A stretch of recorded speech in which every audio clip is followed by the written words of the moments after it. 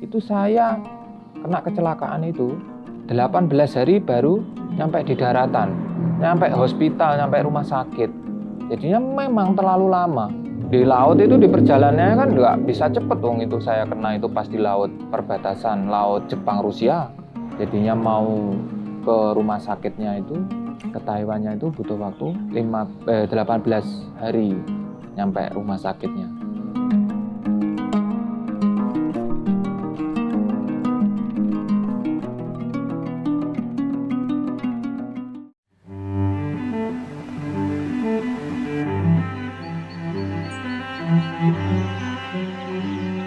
Assalamualaikum warahmatullahi wabarakatuh. Nama saya Muhammad Taufik, umur 38 tahun. Asli dari Desa Pojok, Kecamatan Wates, Kabupaten Kediri. Saya penyandang disabilitas tunadaksa. Ayah sudah almarhum, sudah meninggal lama. Ibu juga sudah almarhum. Saya tinggal sendiri di rumah. Keluarga saya ada 6 bersaudara, saya nomor 6. Ayah saya sehari-harinya kerjanya menjadi buruh tani, pembajak sawah, cari rumput, ngurusin sapi. Ayah saya pernah berpesan, jadi orang itu harus bekerja, nggak boleh males-malesan, dan terus berusaha. Ibu saya pekerjaannya juga sama. Buruh tani ya, kadang biasanya ya nanam padi gitu. Kalau pesan ibu, jadi orang itu jangan lupa ibadah. Jadi orang itu harus taat dengan agama, itu aja sih.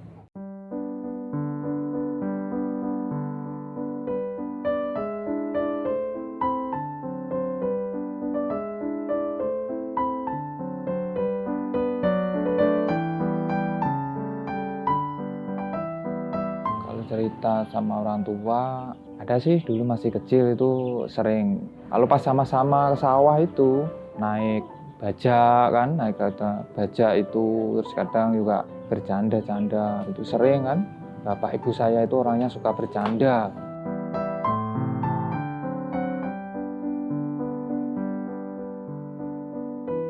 Kakak saya nomor 1 pekerjaannya ya sama cari rumput sama dagang pentol keliling gitu kan. Kalau yang nomor 2 juga jualan bakso, yang nomor 3 juga jualan bakso sama ngurusin ikan lele di rumah. Yang nomor 4 sih perempuan, jadi ibu rumah tangga itu. Nomor 5 juga kerjaannya jualan bubur, juga ngurusin sapi.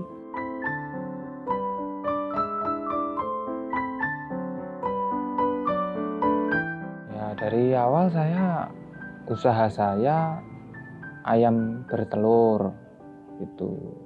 Ya nggak banyak sih, cuma 600 ekor. Terus sampai lama saya, mungkin udah ada hampir 8 tahun saya ngurusin ayam bertelur. Ya biasa, masa Covid mungkin ya, jadi harga-harga nggak stabil pas itu, jadi belum bisa melanjut, jadi berpindah profesi berjualan bakso. Saya kesehariannya pas ngurusin ayam bertelur ya nyampur pakan itu, nyampur pakan sendiri, sentrat, jagung, katul, dan premik, ada campuran lainnya lah. Itu terus saya campur sendiri, saya timbangin pakan ini berapa kilo, dalam 1 sentrat itu 50 kilonya, jagungnya berapa kilo, itu saya timbangin, saya campur. Nah itu ya saya kasih makan itu ayam sendiri, bersihin air minumnya ayam, semprot biar ventilasi udaranya selalu baik, biar ayamnya nggak gampang sakit. Vaksin juga saya kasih vaksin itu ayam sendiri. Saya juga ngurusin ayam dari sejak kecil, jadi ngurusin ayam sejak umur 1 hari itu. Ada yang sudah bertelur, ada yang masih kecil, jadi ngurusin itu. Yaitu saya bekerja juga saya tangani sendiri, kayak ngurusin ayam yang kecil dan ayam yang besar. Kalau dulu harga lumayan masih stabil, jadi hasilnya telur itu bisa ngurusin ayam yang masih kecil, jadi muter gitu kan. Jadi dari hasil sisanya buat ngurusin ayam yang kecil, nanti ayam yang besar sudah nggak bisa bertelur, afkir, ini yang kecil itu naik, jadi yang afkir, yang kecil naik, nanti yang kecil sudah naik, ambil lagi yang masih kecil, diurusin gitu. Jadi bisa muter gitu, keuangan itu masih bisa muter buat ngurusin ayam yang masih kecil, hasilnya telur juga bisa itu, masih bisa muter. Kalau tanggapan keluarga awalnya sih, Taufik ini bisa enggak, sedangkan kondisinya seperti itu. Tapi saya terus berusaha, akhirnya juga bisa. Kalau tetangga sama orang itu lihatnya, wah Upik kok bisa Taufik ngurusin apa-apa sendiri, orang heran gitu loh. Orang heran, wah bisa ngasih makan ayam, yang kecil, yang besar, bersihin air minumnya, ngambilin telurnya, pakai sorong itu ngangkat pakannya itu. Ya para tetangga salut lah, maksudnya. Sebetulnya ayam itu harga telur sama pakannya itu udah nggak stabil. Kadang itu harga telur naik, pakan mesti mengikuti naik. Dan sedangkan harga telur turun, pakan ini nggak mau turun. Gitu. Jadinya kan nggak bisa muter. Kadang itu buat ngurusin ayam yang bertelur aja, sisanya sudah nipis gitu. Jadinya ya udah nggak bisa ngutuk yang kecil ini tadi, nggak bisa ngurusin ayam yang kecil, akhirnya ya wes macet, nggak bisa muter gitu loh dengan harga yang tidak stabil. Terutama masalah COVID itu yang jadi tantangan itu lebih sulit lagi. Awal COVID itu telur itu kayak nggak bisa keluar gitu loh, soalnya mau kirim barang katanya kan, yang gudang itu nggak bisa. Jadinya sampai numpuk telur itu di gudang sampai banyak itu puluhan kilo, nggak bisa keluar. Jadinya untunglah ada temen atau saudara itu ngambil, ya nggak banyak, paling juga 5 kilo, 10 kilo itu ada yang ngambil. Tapi ya itu tetap jadi kendalanya itu barang nggak bisa keluar, harganya murah sekali. Kalau mau obrok itu, kalau mau ngambil juga memang harganya murah, yang penting kita dapat uang buat beli pakan aja udah kurang gitu. Saya lihat kondisi sudah nggak stabil, saya langsung afkir itu ayam, saya jual karena sudah tua juga istri ayam itu. Langsung uangnya buat saya bikin tempat jualan bakso. Beli alat-alatnya, saya langsung itu, nggak nunggu lama, nggak sampai nganggur saya nggak sampai nganggur, saya memang langsung ganti profesi. Untungnya juga saudara ada yang jualan bakso, jadi saya bisa belajar dari kakak saya, dari mas saya yang di Karangrejo, yang di Keras juga ngajarin bikin bakso. Ada yang ngajarin, saya belajar bikin tempat, langsung jualan bakso ini. Soalnya saya pernah dulu bantu-bantu lah. Dulu saya pernah belum difabel, sering bantu mas saya, sering bantu-bantu. Jadi belajarnya itu nggak lama. Awalnya mas saya ngambil dari sana, dari mas saya yang Karangrejo, pentolnya dari sana saya jualan. Itu sampai 3 bulanan saya ngambil di tempat mas saya, sambil belajar juga sih, bikin pentolnya, itu kuahnya, cara-caranya bakso lah. Itu 3 bulan, terus setelah saya bisa, saya sudah nggak ngambil ke tempat mas saya, langsung masak sendiri. Sampai sekarang saya jualan sendiri.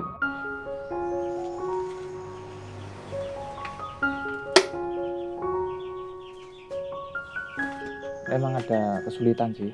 Kesulitannya itu mau pakai kaki palsu. Kalau buat duduk itu kaki palsu saya kan memang agak sulit, nggak bisa kalau buat duduk. Apalagi ini kalau dipakai lama, dia itu kadang sering copot, mau nyiseti gitu. Terus buat duduk itu ya nggak gak nyaman juga sih, itu aja. Terus akhirnya terpaksa pakai kruk. Kalau pakai kruk ya agak lambat, nggak bisa lincah intinya gitu. Sebenarnya bisa juga, tapi kurang lincah. Saya siapin dan kayak mie-nya, kayak ada kan baksonya ada sayurnya, goreng kerupuknya. Nanti setelah saya siapin dari dapurnya sudah siap, baru saya bawa ke tempat jualan di depan rumah. Kadang pernah sih jatuh,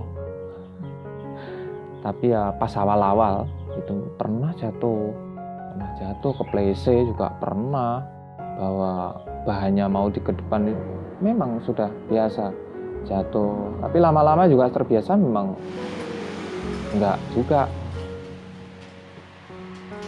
Saya siap-siap itu dari pagi, siap-siap dulu di dapurnya apa yang mau disiapin, kayak mie-nya ya kan, goreng kerupuk itu memang dari pagi itu siap-siap. Nanti bukanya di depan itu jam 10 sudah siap, saya jam 10 harus sudah buka itu sampai jam 8 malam itu saya tutup.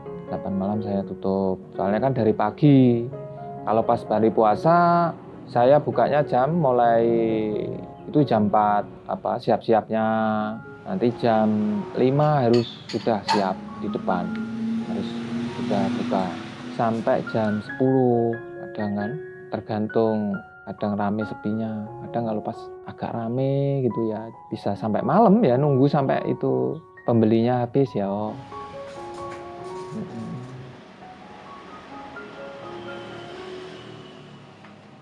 Ya penghasilannya lebih banyak di hari biasa. Kalau di hari Ramadan itu kan mungkin orang itu tadi lah sudah kenyang atau apa, tapi yang pasti penghasilannya lebih rame di hari-hari biasa daripada di bulan Ramadan. Kadang itu ada yang pembeli kan, wah yang jualan orangnya ada difabel, kakinya cuma satu gitu. Dia itu moodnya untuk makan itu sudah hilang kayaknya, lihat itu. Kayaknya mungkin orang difabel itu nanti kerjaannya asal-asalan atau nggak enak. Kan maklum lah, orang kan ada ya yang gitu pemikirannya. Dia itu agak ragu, mungkin ya intinya moodnya makan itu hilang. Ada juga orang yang bagus, maksudnya ada, wah gini, dia malah semua mau beli 2 mangkok aja, lihat memang ada yang mungkin 10, bungkusin 10 gitu malahan ada itu. Ada yang lihatnya malah heran kan, bangga, wah masnya bisa toh, ini bikin sendiri ya mas gitu. Iya, sampean hebat, enak baksonya gitu, ada yang bilang gitu. Kalau yang nggak enaknya itu ya itu, ada orang mungkin mandangnya sebelah mata gitu, udah itu ada juga sih, tapi yang nggak banyak, cuma 1-2 orang aja. Harga saya bakso saya menjualnya 5.000, tapi kadang ada yang mau pentol campur ya kan, mau 8.000-an bikinin mas, atau mau yang pentol jumbo itu kan 10.000 kalau yang pentol jumbo kan itu. Ada juga kalau nggak kemurang ya sekarang itu gini loh, untung sedikit lah, yang penting jalan gitu. Kalau saya nggak perlu untung banyak, nanti setelah itu sepi. Yang penting ya untung sedikit, konsumennya puas kan gitu kan.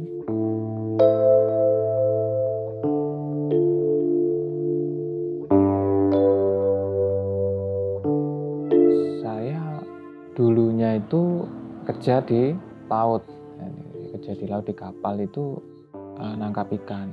Awalnya saya sih normal juga, kerja di laut, cari ikan itu ikut kapal Taiwan. Di sana saya bagian mesin, disuruh kerja bagian mesin. Itu kena kaki saya itu kejerat tali silingnya buat narik jalannya itu, yang jala besar itu.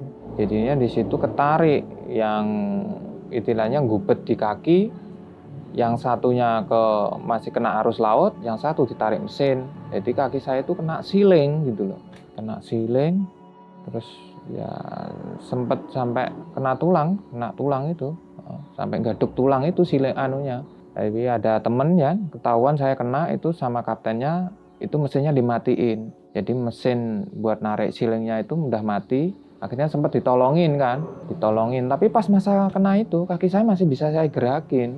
Juga enggak patah, tulang pun masih bisa. Saya jalan aja masih bisa, walaupun mungkin digluk-digluk ya, ibaratnya. Saya masih bisa jalan. Nah, berhubung mungkin penanganannya lama, jadinya infeksi kaki saya yang dalam itu. Kan pakai alkohol itu kan, di kapal kan cuma pertolongannya kan pertolongan pertama ringan-ringan. Jadi yang bisa dibersihin alkohol itu kan cuma yang luarnya, ternyata yang dalam itu kotor, nggak bisa bersihin, otomatis infeksi, akhirnya infeksi. Itu saya kena kecelakaan itu 18 hari baru nyampe di daratan, nyampe hospital, nyampe rumah sakit. Jadinya memang terlalu lama.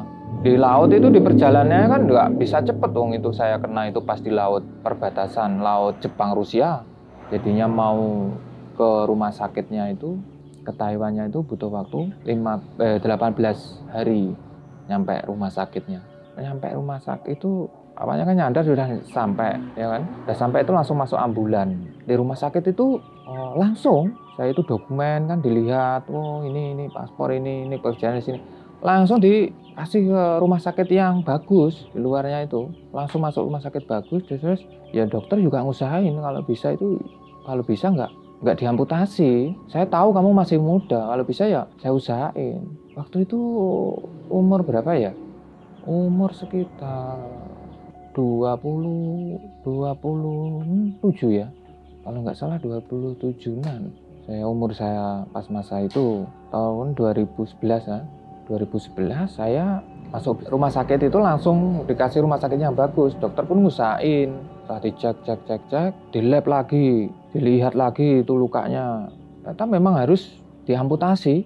Udah merembet itu infeksinya. Kalau nggak cepet-cepet diamputasi, nyawa saya yang nggak tertolong. Pada masa itu kan bahaya infeksi kan. Memang saya dikasih lihat itu memang telapak kaki itu, jari-jari itu udah menghitam semua. Terus yang daging itu digunting memang sudah berair ya, sudah busuk baunya, udah nggak enak. Memang nggak bisa ditolong lagi. Perasaan saya ya, saya namanya orang ya, kaki mau dipotong juga berat gitu loh. Saya mohon ke dokternya, oke lah dok, ini diamputasi tapi kalau bisa jangan di atas lutut. Mau saya gitu, di bawah lutut aja. Lagian ini kayaknya yang menghitam kan di bagian lutut ke bawah. Tolonglah dok. Mikir saya itu, kalau dipotong di bawah lutut, saya kan masih bisa berlari. Mungkin pakai kaki palsu pun masih enteng lah, masih ringan. Saya masih bisa, nggak begitu sulit ya. Masih bisa nekuk apalagi kan, kalau di bawah lutut itu. Terus sampai di lab lagi gimana ini caranya. Tapi memang nggak ada cara, memang dengan berat. Dokter memutuskan memang harus di atas lutut. Saya berat, saya ya sudahlah, nggak bisa kayak ini gimana ya, kayak pikiran saya itu udah ngeblank gitu ya. Di rumah sakit saya diamputasi sampai agak sembuh itu sekitar mungkin ada 2 bulanan. Ada 2 bulanan ya. Ada 2 bulanan di rumah sakit. Terus setelah itu saya dipindah ke klinik kaki palsunya. Itu ada klinik. Di situ saya juga hampir 2 bulanan di klinik itu kalau nggak salah. Di situ dulu awalnya juga sempat mikir ya, wah kalau saya kaki diamputasi mau kerja apa, kayak pikiran memang berat ya. Terus saya ke klinik itu lihat kaki palsu, lihat orang ya, wah pakai kaki palsu masih bisa beraktivitas. Itu bikin saya semakin bersemangat. Nah, ada semangat saya lagi. Yang latih itu juga kakinya sama seperti saya, atas lutut tapi dia sebelah kiri. Wah, juga bisa lincah ya, masih bisa bekerja. Ya itulah, di situ saya belajar dibikinin kaki palsu di klinik itu, dilatih jalan. Itu hampir kurang lebihnya ya 2 bulanan. Setelah 2 bulan kelihatannya lukanya memang sudah sembuh benar. Luka kaki bekas itu tadi kan penyembuhannya lama ini kaki ini setelah diamputasi. Ya terus itu tadi, setelah itu bisa jalan, langsung pulang, langsung kelihatannya jalannya sudah bagus, lukanya juga sudah agak sembuh, langsung tiket langsung saya pulang. Udah selesai, saya langsung dibikinin tiket, langsung kelihatannya sudah baik, sudah bisa jalan, saya pulang. Ya ke rumah, ke Indonesia. Dari sana Bandara Kaohsiung langsung ke Surabaya. Saya pulang, juga dijemput sama saudara. Soalnya saudara juga nggak tahu kalau kaki saya diamputasi, itu nggak tahu. Asalnya saya pakai celana, pakai sepatu, pakai kaki palsunya kan, nggak tahu. Tapi tahu-taunya ya udah di rumah, agak kaget semua. Tapi ya gimana, udah. Yang penting kan selamat sampai di rumah, itu aja. Reaksinya saudara, orang tua, sedih kakinya adiknya, kaki adiknya diamputasi, kerja malah ibaratnya kena halangan dan gitu. Semenjak kecelakaan itu yang saya hubungin cuma mas saya yang dikeras, cuma satu saudara aja yang saya kasih tahu. Takutnya nanti kalau semua tahu, apalagi orang tua, malah kaget, bingung, sedangkan posisi saya kan masih di luar negeri. Jadinya cuma mas saya yang dikeras, saya suruh ngerahasiain. Tahu-tahu orang tua, saudara yang lainnya itu ya tahu-tahu ya sudah di rumah. Saya pulang nggak berani langsung ke rumah, Mas. Saya pulang langsung menuju di Keras, di tempat saya, mas saya itu. Saya di sana ada lebih 1 bulan itu, Mas. Mau takut sama orang tua itu, ibu saya dulu terutama kan, ibu kan masih ada dulu. Takutnya nanti kaget, pingsan, sakit, macam-macam ya pemikirannya. Saya tinggal itu di Keras itu hampir 1 bulan lebih itu. Setelah saya memang siap, memang mau bertemu orang tua. Orang tua saya suruh ngambil mas saya ke sana. Udah pulang toh, kok di sini orang wani, orang mantuk langsung yang omah nyapo gitu kan. Ya nggak apa-apa mampir gini masih kok. Ini apa kok melakukannya digluk-digluk gitu kan. Otomatis orang tua nggak apa-apa. Ya masih belum tahu Bu kalau kaki saya itu diamputasi, ya memang pakai kaki. Nah setelah saya mau mandi sore, otomatis kan mandi memang harus dicopot kaki saya. Saya copot, dia pas lihat, udah dia kaget, dia langsung diem, mau nangis kayaknya. Belum bisa nangis mungkin saking sedihnya orang tua saya itu. Langsung dia suruh mas saya itu dianterin pulang. Nanti sore saya anterin pulang. Di rumah nggak ada orang itu. Ya akhirnya dianterin mas saya, wis tak anterin pulang. Setelah lihat saya, aku pulang dulu gitu. Dia masih bisa nahan. Di jalan itu kata mas saya tuh nangis sampai rumah itu. Terus mas saya pulang ke sana, saya dikasih tahu kan, mama di jalan sampai rumah nangis terus. Kalau bisa kamu cepetan pulang lah. Ya wis, kan saya di sana juga udah lama, memang sudah ketemu ibu saya ya. Ya wis saya susul pulang ke rumah. Dia nangis gini-gini sedih, sayang berusaha nguatin orang tua malah. Anakmu itu walaupun kayak gini masih bisa kerja, Mak. Masih bisa apa-apa, namanya orang alangan ya. Juga enggak, siapa tahu orang mau kan. Yang penting saya kayak gini pun masih bisa kerja. Insya Allah juga masih bisa ngurusin jenengan. Pokoknya nanti tua saya yang ngurusin jenengan. Saya bilang gitu sama mak saya. Kok bisa kaki kamu ya? Loh bisa. Kalau nggak percaya besok saya buktiin. Ya besok tak buktiin. Anakmu ini masih bisa bekerja. Saya pesen pasir. Saya pesen pasir itu 1 truk. Beli semen. Saya beli sendiri. Saya naik motor ini. Saya beli. Ngapain? Saya pesen cetakan batako itu. Saya suruh bikinin ke tempat itu. Saya cetak bataku, nggak percaya itu. Kan pekerjaan paling berat tuh kan biasanya. Saya cetak bataku sendiri, campur semen sendiri, pakai sorong, memang sendiri itu. Orang tua lihat, wow, hati-hati nanti loh. Tapi kan bisa ini. Saya cetak bataku sampai banyak kemarin, ada 2.000 lebih itu bataku. Nah, baru dia bisa percaya kalau anaknya ini walaupun kakinya hilang 1 pakai kaki palsu tapi masih bisa bekerja. Alhamdulillah dia juga kuat ya. Itulah. Jadi saya sebenarnya itu masih ngedon dalam pikiran itu, masih belum pede juga. Mau bersosialisasi sama orang luar aja masih belum saya. Tapi saya berusaha nguatin orang tua saya ini loh, biar nggak terlalu sedih gitu. Terus setelah itu saya langsung pengen ngurusin ayam ini, saya bekerja. Nggak ada nganggur-nganggur gitu loh. Soalnya semakin saya nganggur, semakin saya malas, mungkin orang tua juga terbebani itu. Apalagi saudara juga ya.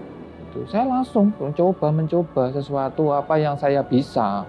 Sampai sekarang ini. Yang saya pegang itu intinya ya kalau buat saya sendiri ya gimana ya.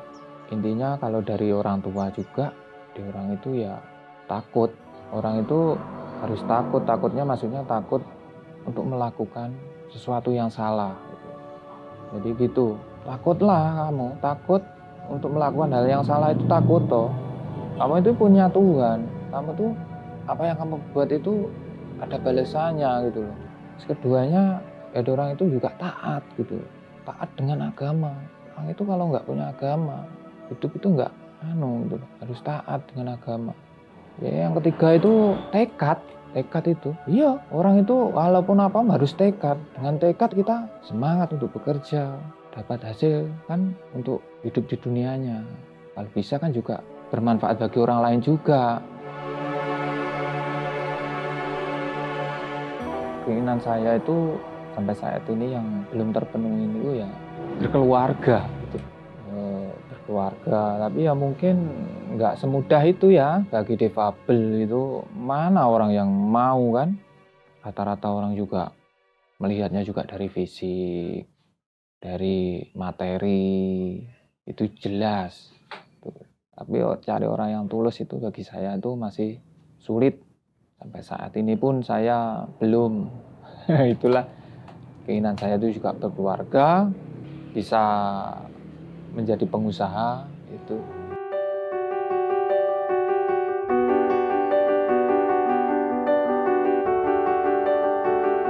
Tanggapan pertama kali ya nggak percaya kalau saya kena ini. Masa tanggapan tetangga itu saya dulu kabarnya digigit ikan gitu loh.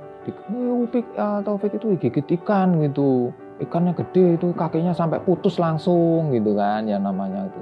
Orang juga ada tanya gitu. Terus katanya digigit ikan gini. Padahal itu kan kena siling gitu kan. Kena siling itu kecelakaan kerja. Ya semua ya pada lihat, yang namanya orang ya. Saya pulang ya pada ada yang jenguk. Mana temen, terutama temen itu ya banyak yang itu support. Yang pertama itu terutama yang paling banyak itu dari teman gitu. Teman-teman sekolah itu kan banyak yang sering kadang main ke sini pengen tahu kabar saya itu. Teman SMP, SMA, sampai MI kan kadang ada grupnya itu nanya gitu. Yang sering itu ya teman SMP, SMA itu support gitu, mensupport saya. Pesan-pesan buat yang difabel, jangan menyerah. Orang itu harus bekerja. Kita nggak boleh malas-malas, tetap semangat. Setiap orang pasti ada masalah. Tuhan itu nggak mungkin memberi cobaan itu di luar kemampuan kita. Kita harus tetap semangat bekerja, nggak boleh bermalas-malasan. Janganlah kita itu mengharap minta-minta lah. Apalagi kita malas, mengharap apa bantuan ini nggak boleh. Kita harus bisa apa-apa itu. Kita nggak boleh. Kalau kita malas, kita nanti akhirnya juga dipandang sebelah mata sama orang yang gitu. Pokoknya kita apapun kondisi kita difabel, ya harus bekerja, berusaha, berkarya. Jangan nggak boleh mengharap-harap bantuan orang, minta-minta, itu nggak boleh. Harus mandiri. Yakinlah kita difabel bisa. Jangan lupa like, subscribe, dan share. Dan yang terpenting, jangan lupa kita harus bersyukur. Kalau lewat di Desa Pojok, Kecamatan Wates, jangan lupa mampir ke tempat bakso saya. Oke?